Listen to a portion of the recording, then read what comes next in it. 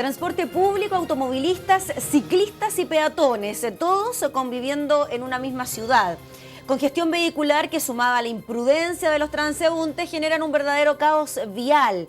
De ahí a que el Ministerio de Transportes trabaje en una serie de medidas que buscan la sana convivencia, reducir la velocidad máxima en zonas urbanas, impedir el paso de ciclistas por las veredas y la instalación de cámaras de fiscalización en vías exclusivas son algunas de estas nuevas normativas. Conversamos de este tema con Cristian Bowen, subsecretario de Transporte. Subsecretario, muchas gracias por acompañarnos. Hola Gabriela, ¿cómo está? ¿Urge tomar este tipo de medidas para que así todos podamos convivir en una ciudad relativamente en paz? Bueno, urge porque tenemos hoy día un crecimiento explosivo del parque vehicular, cerca de un 100% en los últimos 10 años. Lo mismo pasa con la cantidad de viajes en bicicleta, un modo que irrumpe en todas las ciudades, con la gran cantidad de peatones que están circulando, con ciudades que hoy día concentran el 87% de la población a nivel nacional. Entonces, estamos en una situación en que los problemas de convivencia los vemos cada día, los problemas de seguridad de tránsito los vemos cada día y tenemos que tomar acciones hoy día, son urgentes y vamos a empezar a hacerlo desde ayer. Subsecretario, ¿usted cree que efectivamente los automovilistas van a respetar una velocidad máxima de 50 kilómetros por hora en zonas urbanas cuando hoy la máxima es de 60 y vemos cómo son muchos los que superan ampliamente ese límite de velocidad? Bueno, justamente acá la primera cosa que tenemos que hacer es empezar a emparejar la cancha y rayar la cancha en cuanto a cuáles son los derechos y responsabilidades, y emparejarla también porque tenemos que darles más posibilidad a los modos más vulnerables como los peatones y ciclistas, que han tenido siempre el obstáculo de seguridad permanente para poder moverse en la ciudad. Y la reducción de la velocidad máxima es uno de los principales obstáculos. Nosotros el año pasado tuvimos cerca de un 57% de los fallecidos por accidentes de tránsito fueron en zonas urbanas, fueron peatones o ciclistas.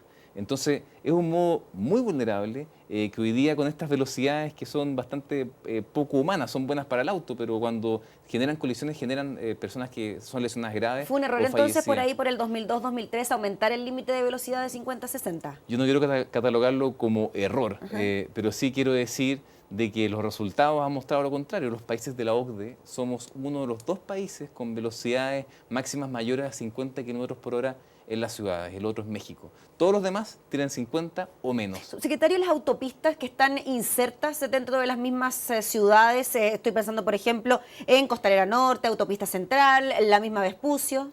Esos son materias un poco distintas, porque no caben exactamente dentro de la misma regulación. Acá estamos hablando de las calles urbanas, las calles normales, que en general hoy día están con una máxima de 60. Hay algunas, como Leodoro Yáñez, Andrés Bello, que tienen máximas de 70, pero eso es por permisos especiales que se le dan a la municipalidad, pero todas las demás pasarían a ser de 50 kilómetros por hora. Y además de eso estamos dando facilidades a las municipalidades para que determinen que ciertas zonas, por ejemplo residenciales, cerca de colegios, puedan ser zonas 30 de máxima velocidad o 20 máxima velocidad o 40, en los cuales pueda haber una mucho más sana convivencia entre distintos modos de transporte en esos lugares. Y esto para que también los ciclistas, por ejemplo, puedan transitar tranquilamente por las calles y así no utilicen las veredas, que es donde vienen a molestar y incomodar a los peatones. Bueno, ahí cuando hablo de rayar la cancha, que hay derechos y responsabilidades para todos y todas las personas que andan en modos de transporte, también para los ciclistas, y ellos deben circular por la calzada. Pero hoy día, ¿qué es lo que pasa? Muchos de ellos dicen, si ando por la calle me van a atropellar, es peligroso. Entonces tenemos que generar las condiciones también de seguridad y por eso es importante calmar la velocidad, sobre todo pensando que nunca vamos a poder tener ciclovías en todas las calles. Siempre va a haber calles o pedazos de las calles en los cuales va a ser necesario andar en bicicleta por la calle. Y en esos lugares queremos que la velocidad sea más calma, que haya, por ejemplo, la obligación de que el vehículo, si quiere adelantar a un ciclista, tenga que respetar una distancia mínima de 1.5 metros y de esa manera evitar accidentes que pueden terminar con lesiones incluso fatales. Y esto se suma también, subsecretario, a las medidas para fiscalizar el transporte público y que además el transporte público tenga aquellas vías necesarias para poder transitar con mayor libertad. Estoy hablando de la instalación de más de 200 cámaras en vías exclusivas. ¿Esto, subsecretario, va a funcionar todos los días o solamente cuando tengamos episodios de preemergencia, cuando se utilicen los ejes ambientales? Es que depende, porque estas cámaras son en particular para las vías exclusivas, que son las que son permanentemente están ahí, donde hay prioridad para los buses, solamente pueden circular los buses, y en esos lugares la idea es que las cámaras permitan que los vehículos no ingresen a esos lugares, en los momentos y en los horarios en que esas pistas funcionan como vías El exclusivas. horario que acostumbramos, en la mañana y por la tarde. Depende de la vía exclusiva, pero puede ser. Hay algunos que son todo el día y en otros horarios. Pero lo importante ahí es que nosotros no quisiéramos que hubiese ninguna infracción. Esto es un método disuasivo para facilitar el desplazamiento del transporte público. ¿Una especie de fotoparte, subsecretario? Es una especie, hoy día ya está funcionando en varios ejes, en varias vías exclusivas, y va a seguir aumentándose esta fiscalización también para pistas solo buses, por ejemplo. Hay algunas que hoy día no tienen mucha fiscalización y muchos automovilistas las usan o las invaden, y la idea es que con esta fiscalización haya un método disuasivo para que los buses puedan andar más rápido. Recordando que la gran mayoría de los santiaguinos y santiaguinas se mueven en transporte público y gran parte de ellos lo hacen en bus. Ahora, una cosa al respecto de la ley del tránsito. La velocidad máxima del año 2002 se sube a 60 km por hora para los vehículos livianos. Los buses y camiones quedan en 50. Por eso hoy día no está bajándose la velocidad de los buses y camiones, porque se mantiene lo que siempre ha existido, que la máxima es 50. Subsecretario, estamos hablando de nuevas normativas que tienen de por medio la tramitación de un proyecto de ley en el Congreso. Por lo tanto, ¿cuándo cree usted que ya estaríamos con estas nuevas modificaciones a la ley?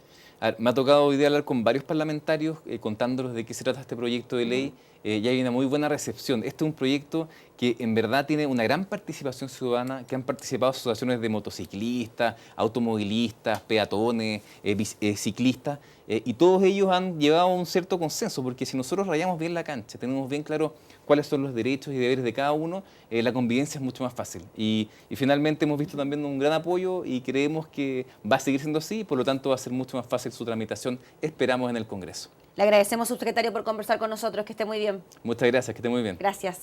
Pausa comercial, volvemos enseguida con más de Esto es Noticia. Quédese.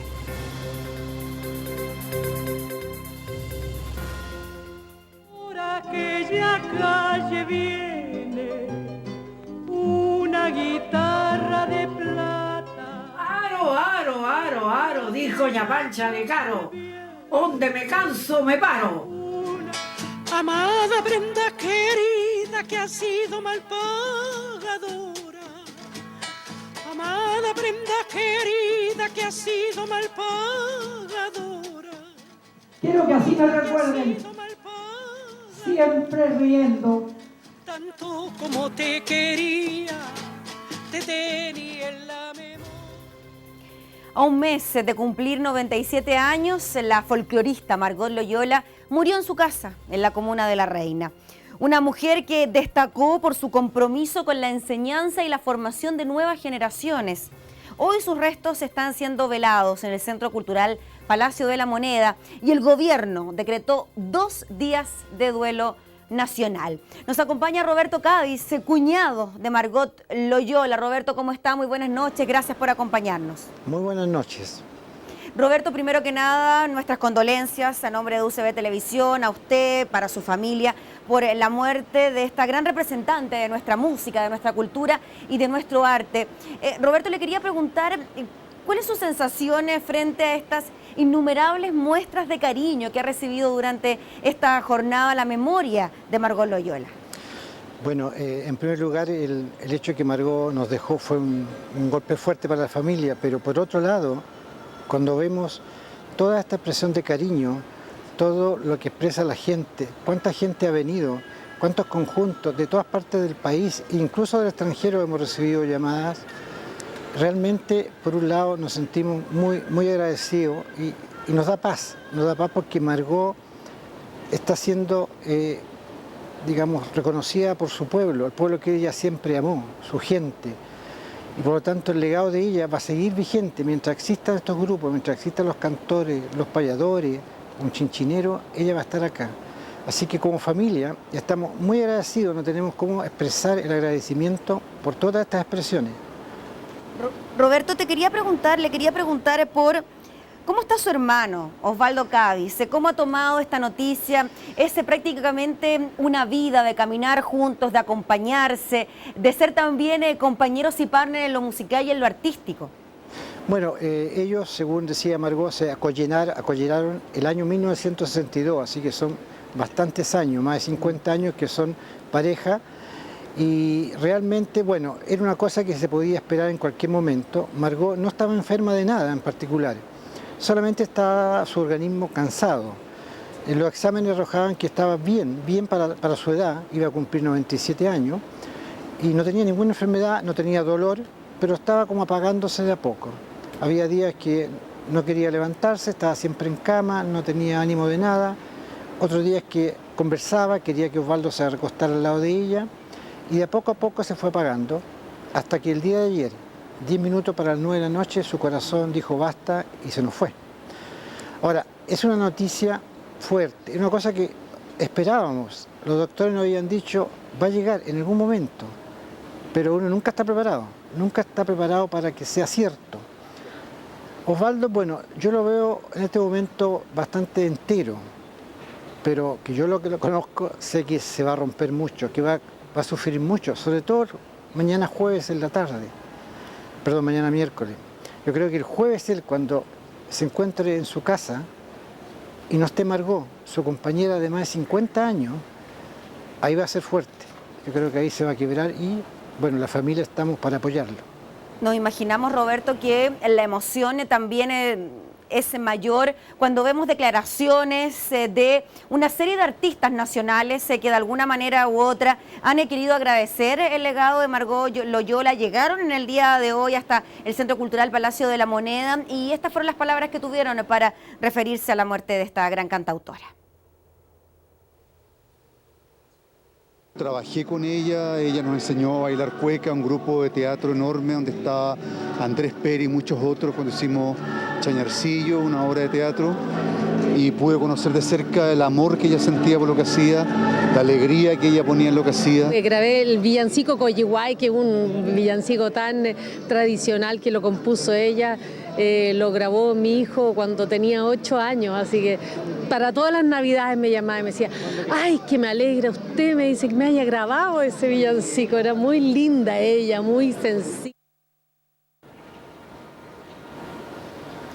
Tantas anécdotas, ¿no, Roberto?, que rodean a la vida de Margot Loyola. Cuántos artistas que aprendieron a ser artistas gracias a sus enseñanzas, a sus investigaciones y también a su legado. Por supuesto, ella sembró mucho, ella enseñó mucho porque ella recogía las cosas que el pueblo le entregaba, pero no era para ella, no era para dejárselas como guardadas en un museo, era para que volverla al pueblo, volverla a los cultores, hacer que las cosas se mantuvieran, no se perdieran en el tiempo. Y además ella fue diseñando una metodología de trabajo muy útil que lograba reconstituir canciones, bailes que ya estaban perdiéndose y que había una informante que se acordaba de una parte, otra de otra parte, otra persona se acordaba de parte, una estrofa, y ella iba armando el puzzle. Y cuando lo tenía, volvía al lugar y lo mostraba. Y ahí la gente decía, sí, es así, no, era distinto esta parte.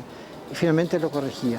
Entonces, ese método de poder reconstruir lo que se estaba perdiendo es una cosa que yo creo que tiene que servir a sus miles de alumnos. Ella formó alumnos, pero durante toda su vida siempre quiso enseñar y hasta los últimos momentos, siempre en la casa de Osvaldo y Margot, habían alumnos que querían conversar con ella. Muchos iban solamente a conversar para que ella les contara de Chile y otros iban también para que le entregara material. Ella siempre fue así, muy generosa con lo que sabía, y por eso le preocupaba irse, porque decía que le faltaba mucho todavía por hacer, por conocer de nuestro país. Y nos imaginamos también que muchos de estos estudiantes, alumnos que llegaban a su casa era para disfrutar de sus canciones, de su arte. Pasemos a revisar un poquito de estas grandes creaciones artísticas que tuvo y que nos dejó Margot Loyola a lo largo de sus 96 años de vida. Una guitarra de plata, por aquella calle viene, una guitarra de plata. Mientras se quiebra el sollozo, amante y sincero de un Margot Loyola, Margot, mi samba está agradecida.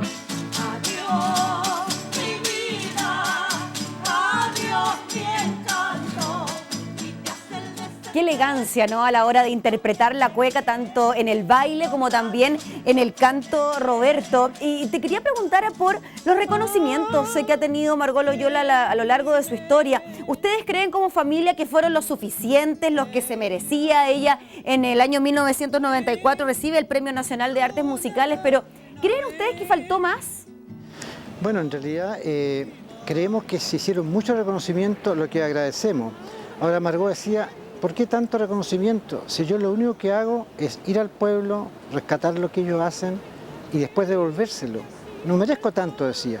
Ahora, yo creo que afortunadamente recibió mucho reconocimiento en vida, lo que es muy importante porque lamentablemente nosotros nos acordamos a veces de los que han partido. Pero en el caso de Margot, yo creo que tuvo el reconocimiento que merecía. No creo que haya faltado ninguno. No creo que ella haya dicho, no, me falta algo. No, todo lo contrario. Ella decía, ¿por qué tanto? Si yo lo que hago es tan simple. Yo voy a mi pueblo, aprendo de ellos y después lo devuelvo. Roberto, le queremos agradecer por compartir estas impresiones, estas sensaciones también junto a nosotros. Un artista de la calidad de Margot Loyola no anda buscando el reconocimiento, solo con su legado y con sus enseñanzas ya debe estar muy tranquila. Le agradecemos, Roberto, reiterar nuestras condolencias como canal de televisión hacia usted y hacia su familia y mañana, por supuesto, compartiremos junto a ustedes el último adiós que se le dé a Margot. Muchas gracias por el Gracias, contacto. que esté muy bien. Buenas noches. Buenas Pausa noches. comercial con música de Margot Loyola, por supuesto, volvemos enseguida. Por el hombre que se quiere largo tiempo, o al santo que se adora en un altar. Olvídame, pues tengo ya otro querer. Gratuidad de la educación superior para el 50% de los estudiantes más vulnerables.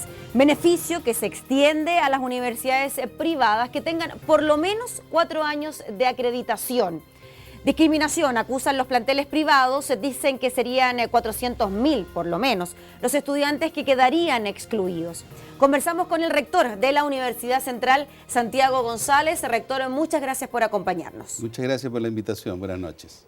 Lo que ocurrió el pasado 21 de mayo cuando se anuncia esta gratuidad para el próximo año bajo ciertas condiciones, hablaba del 60% más vulnerable, universidades del Consejo Rector, institutos profesionales, centros de formación técnica sin fines de lucro. ¿Cambia a lo que se menciona ayer tras el cónclave de la nueva mayoría? ¿Usted siente que hay un cambio radical en lo anunciado? Sí, por supuesto que hay un cambio, porque el primer anuncio que hizo el gobierno fue que solamente las universidades del CRUCH, del Consejo de Rectores, iban a poder acceder a la gratuidad del año 2016. Ahora en este anuncio, ¿no es cierto?, algo que nosotros habíamos pedido y habíamos propuesto, se incorpora también a las universidades privadas.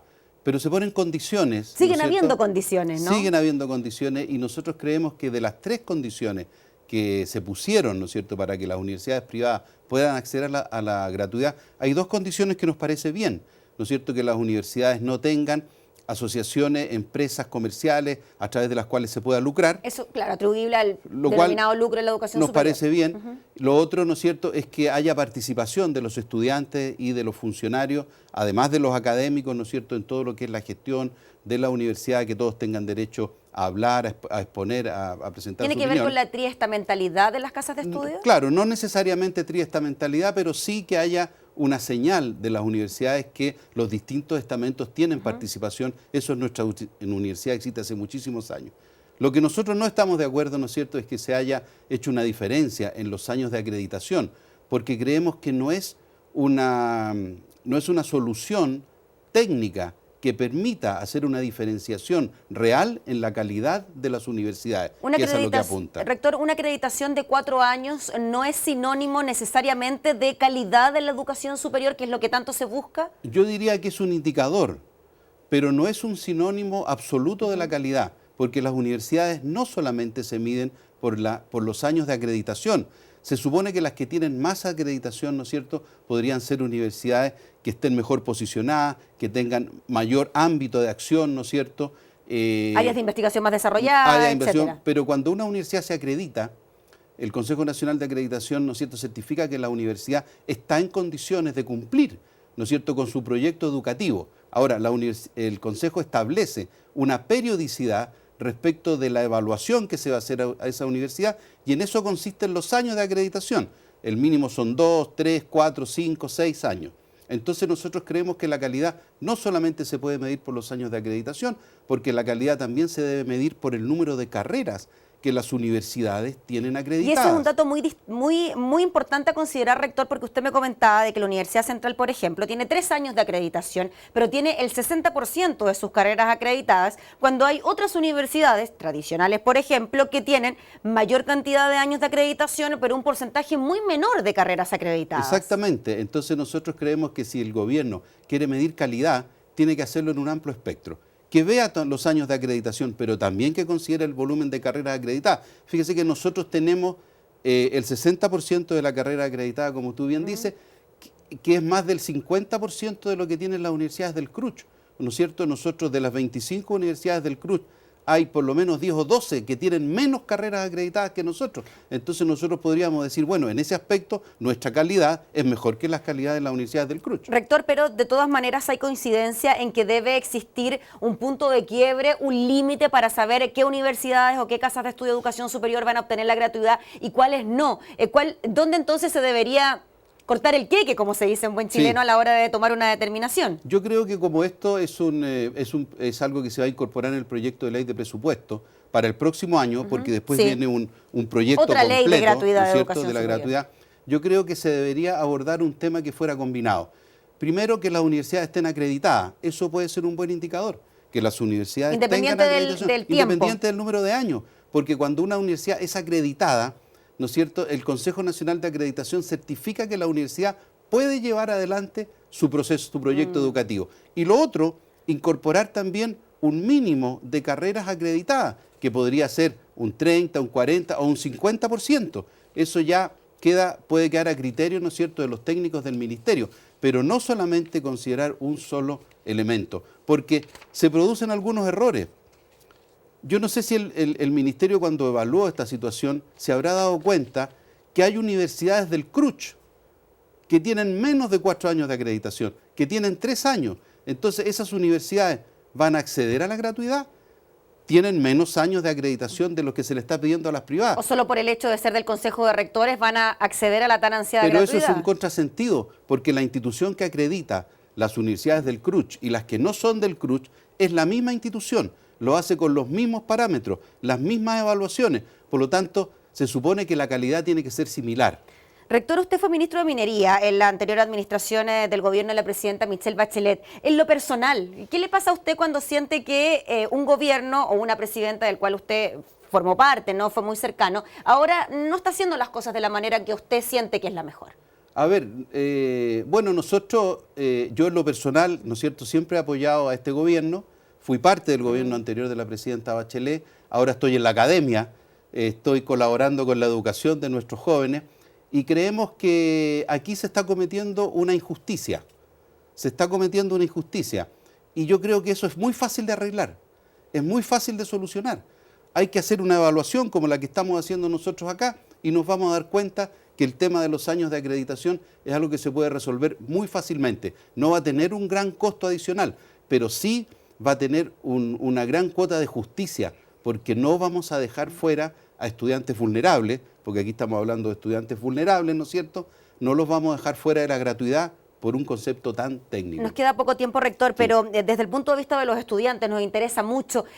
¿Cómo percibe usted que ellos están tomando esta serie de anuncios? Un día se dice una cosa, después se cambia y tampoco hay claridad sobre ello. ¿Usted cree que ellos podrían iniciar algún tipo de movilización que incluya a los estudiantes de universidades privadas? Bueno, en los estudiantes existe mucha preocupación, sin lugar a duda que existe preocupación, porque obviamente para una familia, ¿no es cierto?, tener que pensar que tiene que pagar la universidad de sus hijos a no tener que pagarla o tener que pagarla con un crédito que el joven lo va a tener que pagar a posterior, es una gran diferencia. Por lo tanto, yo creo que, y lo digo, hay preocupación en los estudiantes, hay preocupación en los jóvenes. Aquí no estamos hablando de pocos estudiantes, estamos hablando de cientos de miles de jóvenes que podrían quedar fuera de la gratuidad si se aplica este criterio.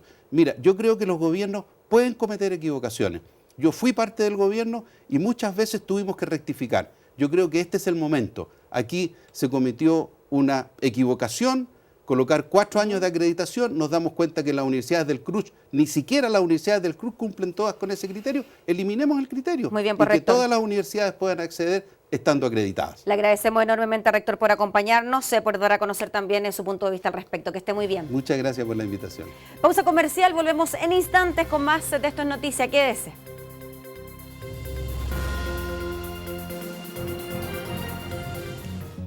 Disfrutar el doble de gigas con los nuevos planes Pro de Claro es posible. Además, envía mensajes por WhatsApp y navega por Facebook y Twitter sin gastar tus gigas. Pórtate a Claro y obtén el nuevo plan Pro 4 GB y llévate un Samsung Galaxy Grand Prime con cuota inicial 0.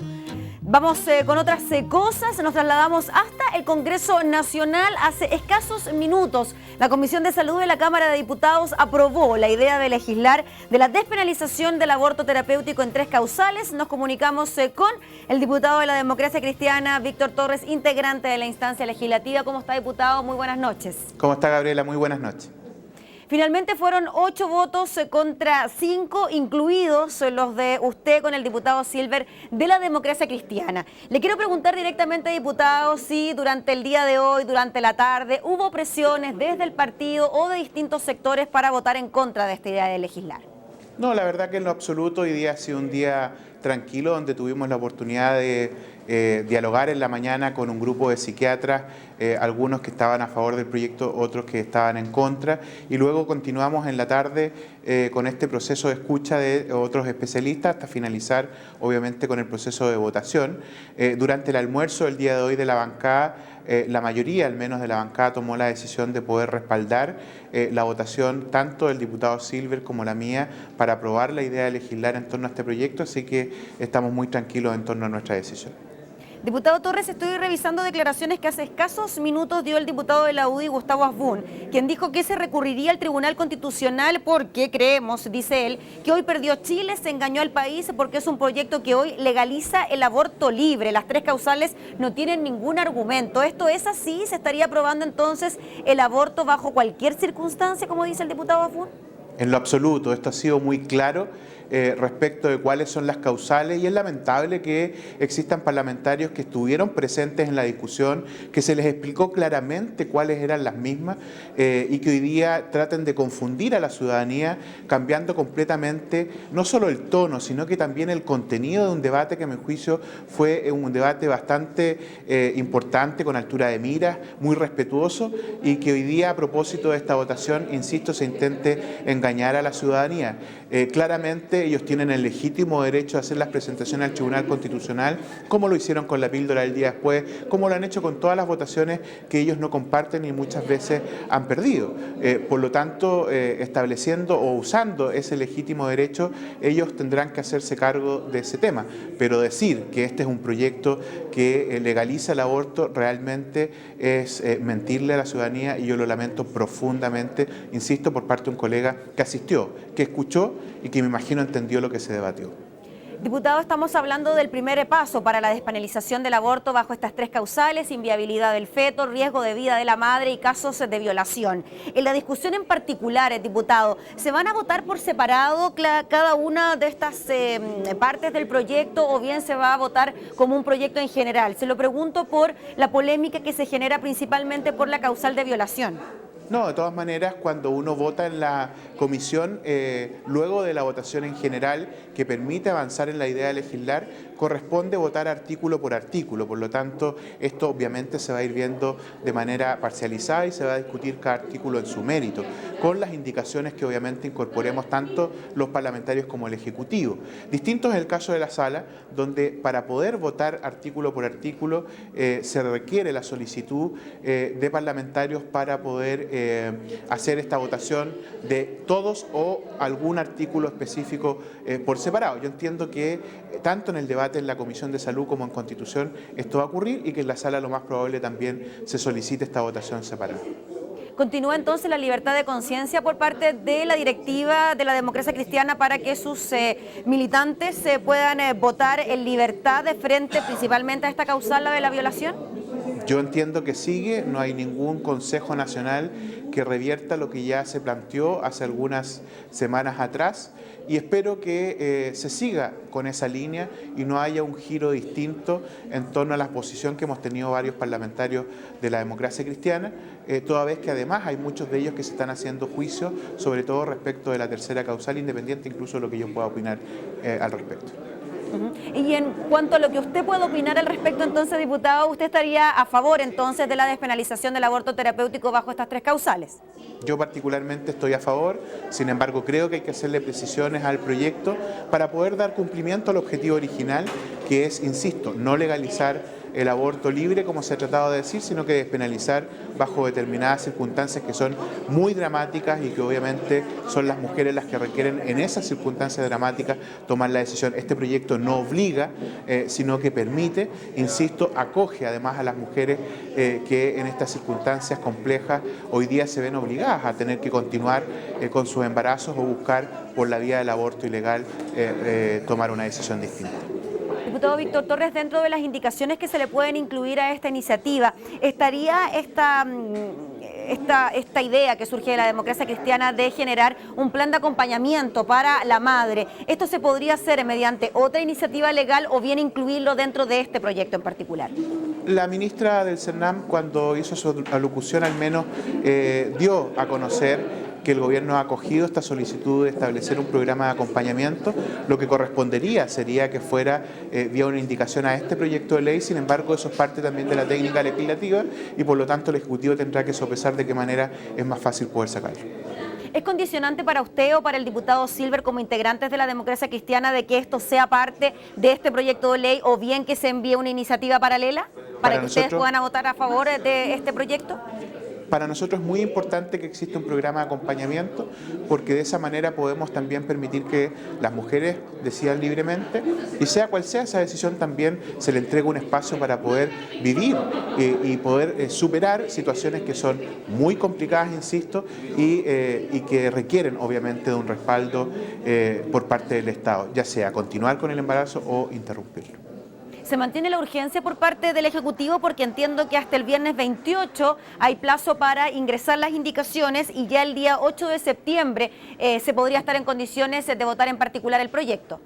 La urgencia termina en 3 días más, por lo tanto el Ejecutivo va a tener que renovarla. Entiendo que lo va a hacer igual como hasta ahora, como urgencia simple, por lo tanto eso va a permitir extender un poco más el debate en particular. Muchas gracias, pues, diputado Víctor Torres, por conversar con nosotros. Que esté muy bien. Buenas noches. Muchísimas gracias, Gabriela. Que esté muy bien usted también. Gracias. Y con esto ya nos comenzamos a despedir, agradeciéndole por estar junto a nosotros, invitándolos, como siempre, a continuar en la sintonía de UCB Televisión. Nosotros nos reencontramos mañana, 19:30, edición central, a eso de las 20:10. Esto es noticia. Que esté muy bien.